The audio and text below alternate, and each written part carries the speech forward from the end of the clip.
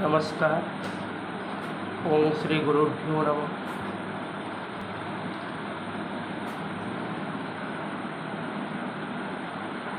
ଯେଉଁମାନେ ଅନେକ ରୋଜଗାର କରୁଛନ୍ତି, ଟଙ୍କା ପଇସା ରୋଜଗାର କରୁଛନ୍ତି, କିନ୍ତୁ ପାଖରେ ସେଭିଂ ରହୁନି,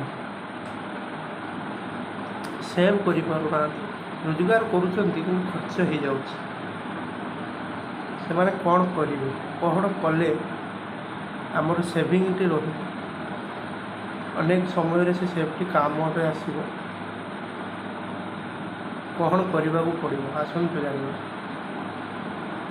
ବହୁତ ପରିଶ୍ରମ କରୁଛନ୍ତି, ବହୁତ ଟଙ୍କା ରୋଜଗାର କରୁଛନ୍ତି, ମାସକୁ ଚାକିରି କରିଛନ୍ତି, ଲକ୍ଷ ରୋଜଗାର କରୁଛନ୍ତି, 50,000 ରୋଜଗାର କରୁଛନ୍ତି, 30,000 ରୋଜଗାର କରୁଛନ୍ତି, କିନ୍ତୁ ପାଖରେ ଟଙ୍କାଟେ ରହୁନାହିଁ।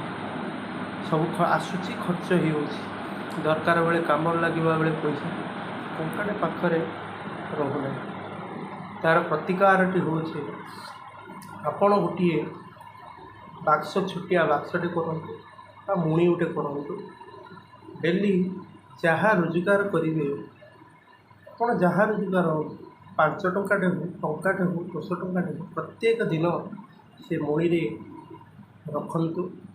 ରଖି 3 ମାସ ପର୍ଯ୍ୟନ୍ତ ଏଇଭଳିଆ ରଖନ୍ତୁ। 3 ମାସ ପରେ ପାଖରେ ଥିବା ରାମ ମନ୍ଦିର, କୌଣସି ଏକ ରାମ ମନ୍ଦିରରେ ନେଇ ସେ ମୁଢ଼ିରେ ଯାହା ବାହାରିଥିବ 3 ମାସ ପରେ ନେଇ ରଖନ୍ତୁ। ନେଇ ସେଇ ମନ୍ଦିରରେ ଦେଇଦିଅନ୍ତୁ, ଦାନ ଦେଇଦିଅନ୍ତୁ। 3 ମାସ ଯାହା ରଖିଥିବେ ସେ ପଇସାଟିକୁ ନେଇ ଆପଣ ସେଇଠି ଦେଇଦେବେ। ଦେଖିବେ ଧୀରେ ଧୀରେ ଆପଣ ଏଇଭଳିଆ 3 ମାସ ରଖି ନେଇ ମନ୍ଦିରରେ ଦିଅନ୍ତୁ। ବର୍ଷେ ଭିତରେ ଆପଣ ଉପଲବ୍ଧ କରିବେ ଆପଣଙ୍କ ପାଖରେ ଅନେକ ପ୍ରକାର ଧନ ସେଭ୍ ହେଇକି ରହିବ। ଖର୍ଚ୍ଚରୁ ଆପଣ ବହୁତ କିଛି ଖର୍ଚ୍ଚରୁ ଆପଣ ବଞ୍ଚିତ ହେବେ। ରୋଜଗାର ମଧ୍ୟ ବଢ଼ିବ।